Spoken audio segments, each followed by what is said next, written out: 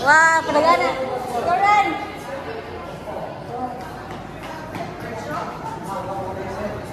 Wow, ya. Maligaw si Liam Trinity, oh. Dahan kayo. You know, when they go together. Hello. Wow! Shark karon.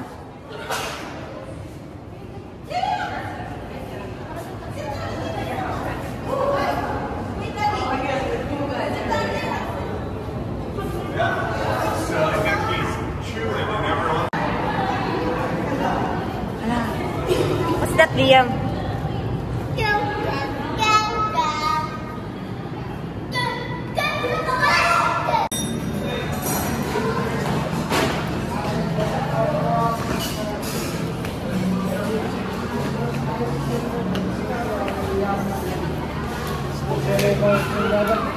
Sushi.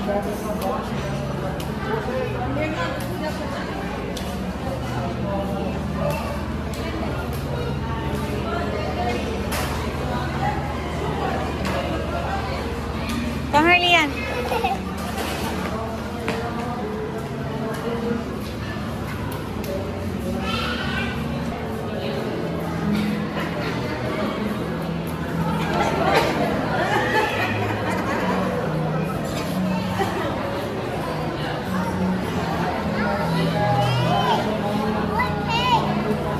Dili mo birthday.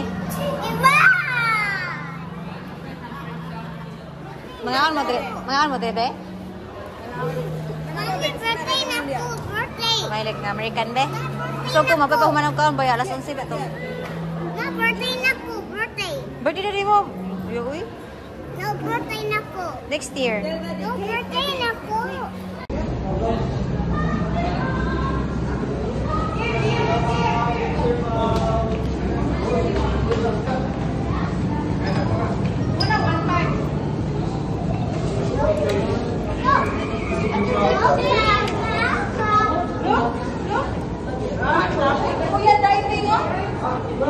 Ikaw, be, magpanty, di ba? Diving. Oh, nagbaklay man eh. They're walking. Wow. I can do that to Liam. No, Liam is not. So, bugat, ako na nagbaklay si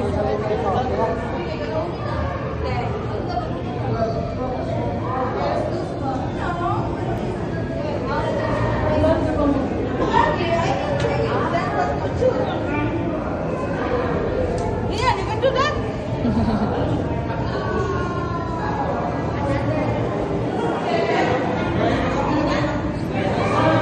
Look at Liam, no, Liam. Wow.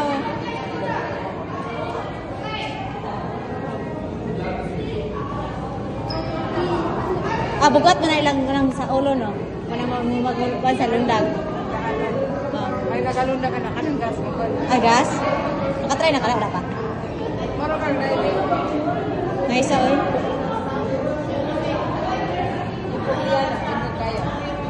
Ha? Gani.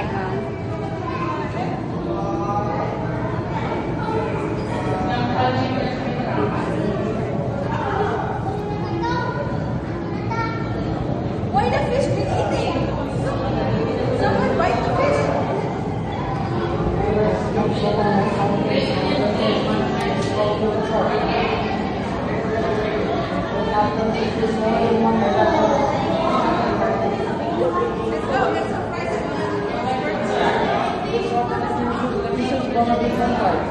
Let's go.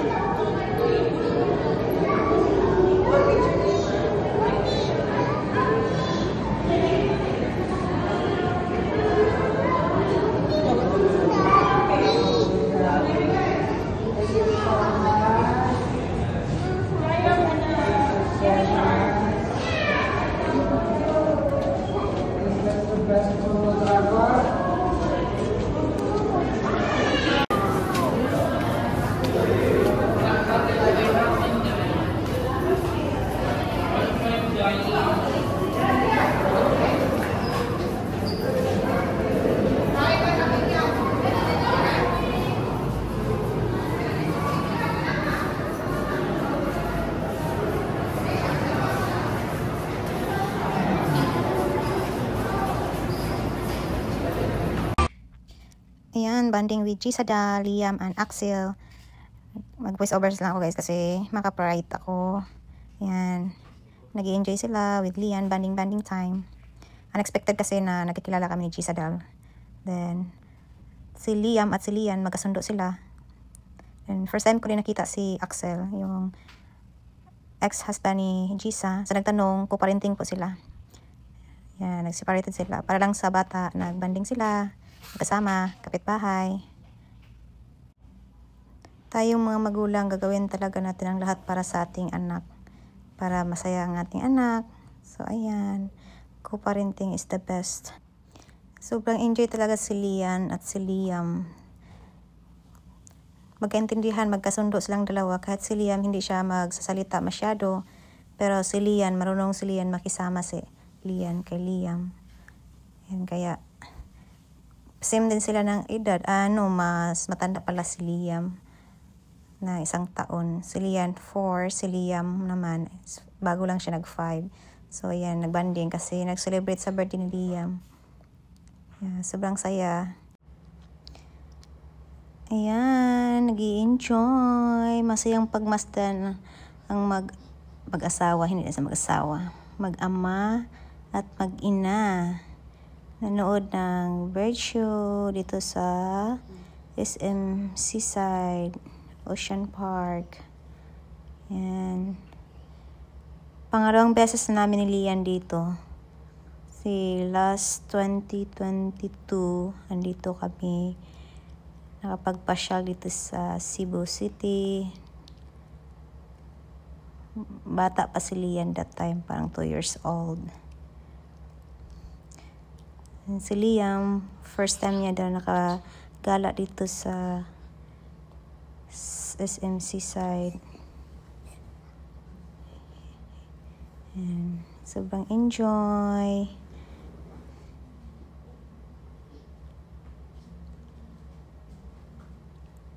Masayang pagmasdan talaga para sa bata, gagawin ang lahat. Si Gisa at si Axel. Ganun talaga, dapat lang mag-co-parenting para ikakabuti sa bata. But for me, ang sakit-sakit yan para sa part ni Gisa. Lalo pa na mahal mo ang isang tao. And magkikita lang kayo, magkapit bahay. Pero yun naman talaga ang nangyari sa kanyang buhay. So, tinanggap na ni Gisa yung kapalaran niya. Na ganun ang situation sa kanilang mag-asawa. Na maging co-parenting lang para sa bata. Ginagawa niya ang lahat para sa bata. That's father's love. Diba? Ang saya lang tignan.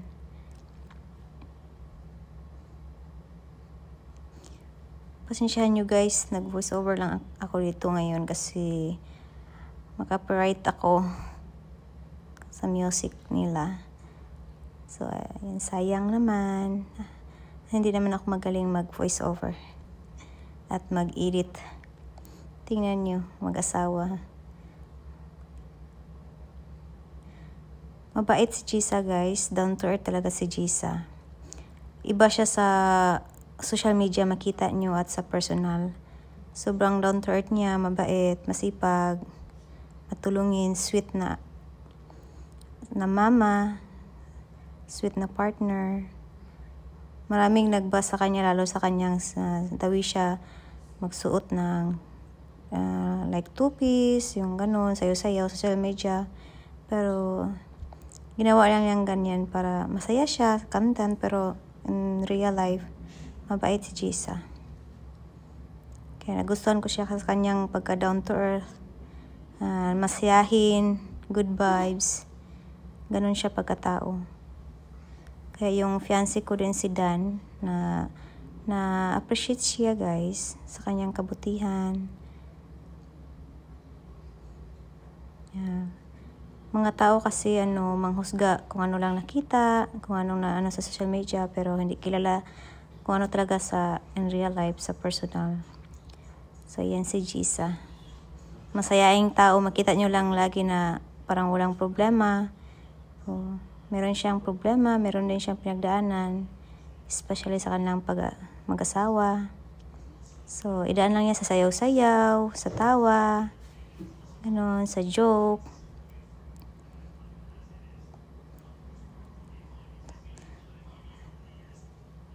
Yun lang, nag-check ka naman ako. Sa kanyang, ano naman yan guys, nagtanong sa akin anong dahilan ng kanilang paghiwalay. Pasensya kayo, hindi ko yan masagot kasi wala akong karapatan na ipagsabi o i-share yan. Kasi kahit alam ko ang dahilan, alam ko ang nangyari, anong paghiwalay nila, pero wala akong karapatan na public. So, respect ko ang desisyon ng relationship, kung anong meron sila ni Jisa. Sa kami, kaibigan lang kami ni Jisa. And si Lian at si Liam, magkasundo talaga ang dalawa, guys. Yeah. Maganda din na nagkaroon ng kaibigan si Liam na si Lian para may ka-interaction si Liam, guys. May makausap sa kanya, makipaglaro, ganun. Kasi kailangan ni Liam ng ganyan. Kasi si Liam is late siya pa. May pagka-late siya, ganun. Pero sobrang matalino si Liam. Very observant siya pagkabata. Yeah. Yung chika, ang ganda. Ang daming mga ibon na first time pang nakita. I-enjoy. Salamat ako sa time ni Jisa. Hindi ko rin na-expect na meet kami ni Axel. Mabait man si Axel, guys. And very talkative. Yeah, yung fiancé ko si Dan, hindi lang siya sumama.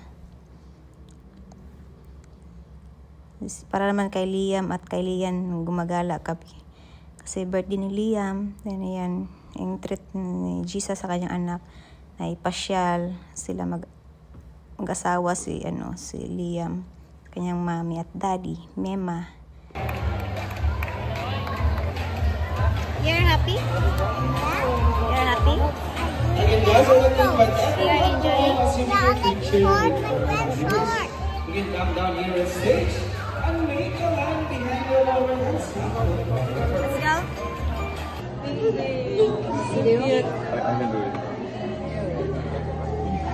Enjoy kayong dua. Ha! Wow!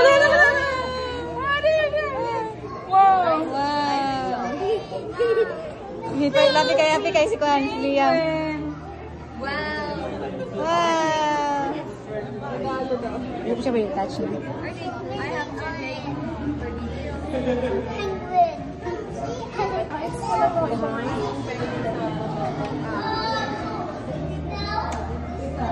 No, the penguin come. Penguin come. Wow! the penguin doesn't fit. That I think only during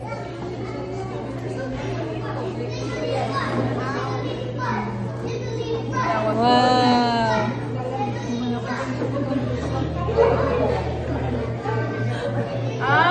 boy o female din sila. Couple. Kupul din mo, may pang penguin. Sana all ang May pang penguin, nagkupul pa. ikaw be? Wala kupul pa.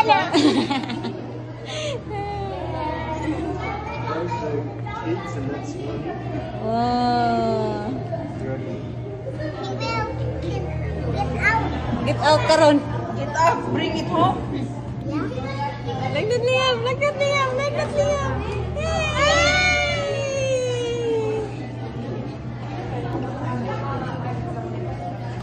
Liam, kiss. Kiss. Ay, ikaw mag-kiss niya, Pink. Sweet ni Liam. You like it? Yeah. You're happy, Liam? Yeah. I'm happy, mommy. You're happy also, Liam? Dapat doon, kinanandun kayo na happy doon yan. Oh my God.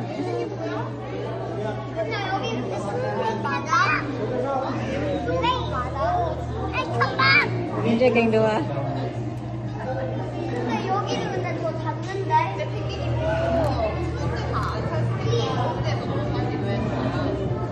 Every day is birthday ni Liam. Oh, naka-birthday. Ha? Naka-birthday. Okay, I want you. Enjoy kasi sila eh. They're enjoying. Ah. Liam, hold on. Let's go. Ah. Tingin? Liam. Let's go, buddy. Come on. Let's go! Let's go na, Lian! Ah, buy toys karon. No toys. No toys. Don't come ask, come on. Go to your dad. Why? I want to buy toys.